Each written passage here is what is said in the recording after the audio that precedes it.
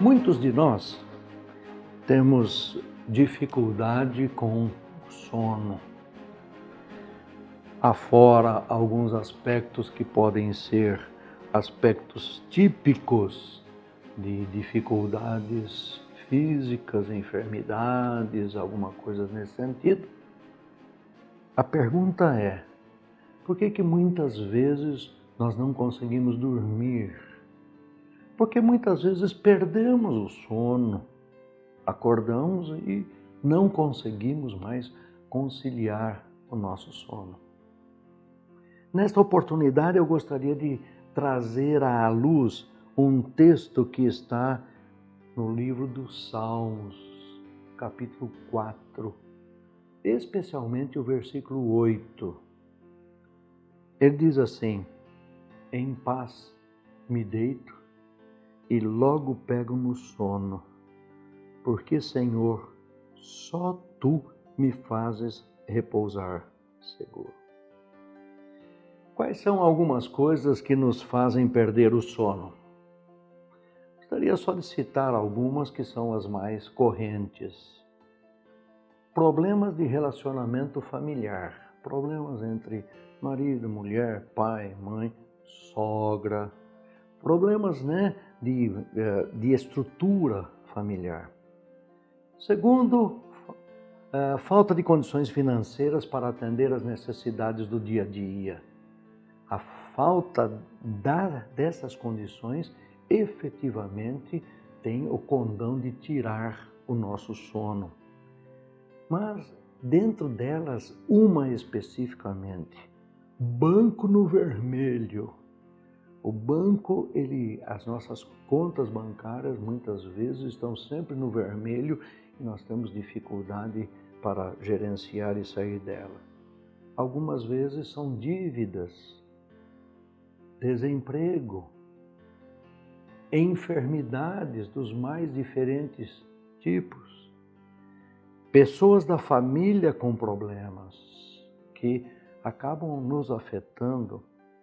Incerteza quanto ao futuro, o que será de mim, o que vai acontecer, como é que eu vou conseguir levar a cabo aquilo que tenho pensado e sonhado. Também pode ser pecado não confessado, que remoe na nossa mente e traz à nossa mente sempre aquilo que nós precisamos colocar diante de Deus e pedir perdão a Ele. Pode ser raiva, amargura, ódio por alguém. Pode achar que as orações não estão sendo respondidas. Oro e parece que não passa do teto, não sai daqui, Deus não ouve as minhas orações. Mas também pode ser situação de luto, principalmente nesse período em que estamos vivendo. Luto por alguém próximo da família ou alguém muito querido que faleceu. O Salmo 4 fala da confiança do crente em Deus no momento da angústia. Registra não apenas a aflição do salmista, que é Davi, mas, sobretudo, sua confiança inabalável no Senhor. A oração do salmista pedindo pelo auxílio divino, no capítulo 4, versículo 1, vai dizer exatamente isso. Mas depois ele fala que há uma denúncia que é apontada ali contra os opositores e uma conclamação para uma vida reta e piedosa diante de Deus. E por final, o louvor pelo cuidado e proteção do Senhor. Essas são as 4 divisões naturais do Salmo 4. Tipicamente é um salmo noturno. Não há uma indicação clara da ocasião exata em que isto aconteceu. Alguns acham que Davi estava se referindo à revolta de seu filho Absalão e todos aqueles que, junto com Absalão, tentaram fazer com que Davi deixasse de ser rei sobre Israel. Mas existe uma mensagem muito clara. Deus cuida daqueles que são seus E esta é a mensagem que Davi pretende trazer nesse momento. A oração do salmista, ele pede o auxílio divino. E ele começa dizendo assim: responde-me, o versículo 1, responde-me quando clamo, ó Deus da minha justiça. Na angústia me tens aliviado. Tem misericórdia de mim e ouve a minha oração. Então, o que ele está clamando diante de Deus? Primeiro, responde-me, porque na angústia tu me tens aliviado. Tem misericórdia de mim. Por quê? Porque as suas misericórdias são infinitas. E ouve a minha oração. São essas 4 colocações que Davi faz. É interessante perceber como o salmista se dirige a Deus com intimidade e ousadia. Ou seja, Davi tinha uma intimidade muito grande com Deus. Por isso ele recorreu ao Senhor numa situação em que ele estava enfrentando de injustiça. Isso nós também encontramos em Jeremias, quando Deus se propõe a ser a justiça para o seu povo. E Jeremias, no capítulo 23, versículo 6, nós vamos encontrar o seguinte: nos seus dias, Judá será salvo e Israel habitará seguro. Será este o seu nome com que será chamado: Senhor, justiça nossa. Ele é o Deus que justifica os seus filhos. Davi também deixa claro que sua oração não era vã. As palavras do seu clamor tinham um alvo, orando ao Deus vivo que responde efetivamente à oração dos seus filhos. Por isso ele pode dizer que na angústia Deus proveu para ele o alívio. O auxílio do Senhor não ocorre na base do merecimento, mas na base da misericórdia de Deus. A palavra angústia traduz um termo hebraico que se refere a uma situação em que uma pessoa está encurralada. A ideia de um lugar apertado e sem saída. Isso contrasta com a palavra alívio, que traduz um termo hebraico e transmite o sentido de lugar espaçoso. Veja, a angústia pressiona, diminui o espaço. O alívio cria um espaço bem significativo e tranquilo. Nos versículos 2 e 3, ele faz uma denúncia contra os opositores. Pessoas que trocam a verdade de Deus pela mentira. Por isso ele diz no versículo 2 o seguinte: ó homens, até quando tornareis a minha glória em vexame e amareis a vaidade e buscareis a mentira? Essas pessoas se afastam de Deus e apregoam a vaidade, se apegam a ela. Isto é, abraçam coisas vazias, sem sentido. O ímpio que elege para si falsos deuses pensa estar seguro, quando na verdade sua segurança não passa de uma ilusão. Mas em seguida também traz uma demonstração que aponta para a necessidade e importância de uma vida piedosa diante de Deus. Veja o versículo 3 deste salmo. Sabei, porém, que o Senhor distingue para si o piedoso. O Senhor me ouve quando eu clamo por ele. Os homens podem falhar em seu julgamento, mas Deus sabe distinguir muito bem o piedoso do ímpio. Nos versículos 4 e 5, ele traz uma conhecida sequência. No versículo 4, irai-vos e não pequeis. Consultai no travesseiro o coração e sossegai. Quando nós estamos deitados, É com a nossa cabeça no travesseiro que a nossa mente fica pensando. É ali que as nossas iras, ali que as nossas inconformidades, é ali que os nossos momentos de perturbação aparecem, porque nós estamos pensando na nossa experiência.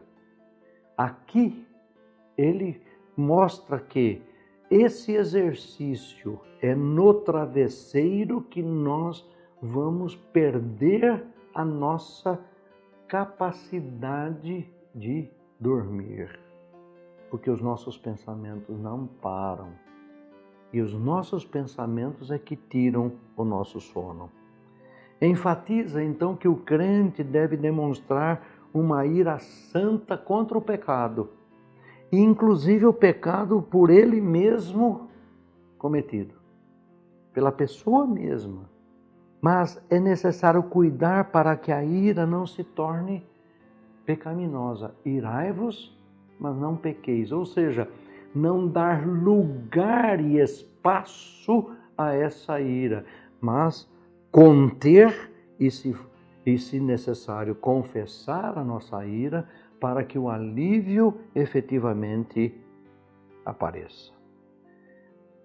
Paulo também usa esse mesmo argumento em Efésios, capítulo 4, versículos 26 e 27, quando ele diz assim: irai-vos e não pequeis, não se ponha o sol sobre a vossa ira, nem deis lugar ao diabo.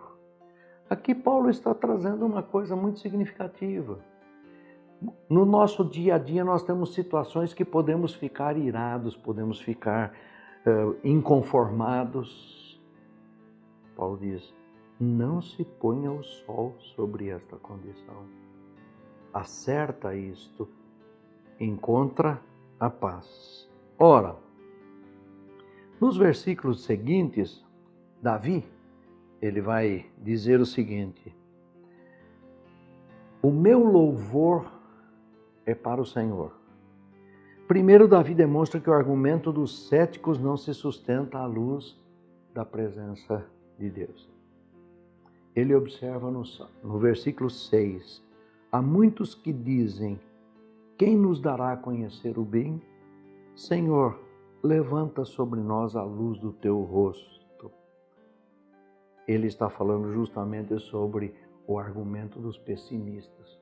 Isso aqui não vai dar certo, isso aqui vai continuar. E nós no travesseiro vamos remoendo e vamos fazendo com que isto, eu não vejo saída, eu não consigo enxergar como a gente vai conseguir solucionar isto e etc. E por aí vai caminhando. E aí chegamos então ao final do Salmo, versículo 8, que para mim é muito significativo. E espero que seja para você também. Ele diz assim: em paz me deito. Quando acertei todas as coisas anteriormente, não deixei o sol se pôr em relação à minha ira. Estou deitando em paz, acertados a confissão dos meus pecados, acertada a visão que tenho de Deus agindo na minha vida, me deito em paz. O travesseiro já não é incômodo. E diz, continua o Salmo 8, e logo pego no sono. Essa palavrinha logo significa não dá muito tempo, não. Essa palavrinha significa assim que eu me deito e me deito em paz, consequência natural disto é pegar no sono. Gente, que coisa maravilhosa é poder dormir descansando. Há preocupações? Coloque nas mãos do Senhor. Há dificuldades? Coloque nas mãos do Senhor. Há lutas? Coloque nas mãos do Senhor. Porque ele diz assim, há um motivo para isso. Só tu me fazes repousar seguro. O único que tem a condição de dar a nós um sono reparador, um sono para reconstituir as nossas forças é o Senhor. E quando nós deitamos e pegamos no sono, porque sabemos que Deus cuida de todas as coisas, eu tenho então um repousar seguro. Seguro com relação a mim mesmo, com relação às circunstâncias à minha volta, porque Ele é nosso Deus. Ele sabia que podia descansar tranquilo, tendo a certeza de que sua vida estava segura em Deus. É este o convite que a palavra te faz. O que é que te preocupa? O que é que está tirando o teu sono? Esse é um exercício que nós podemos fazer constantemente. Deixar a Ele. O fardo está pesado? Traga para mim, diz a palavra, que eu vou aliviar para você. São preocupações com relação ao dia seguinte? Descansa. Eu vou providenciar os meios necessários para a sua vida. A palavra de Deus está te convidando para um sono reparador. Descanse, confie. Deixe que o travesseiro seja seu amigo e não inimigo. Que Deus te abençoe.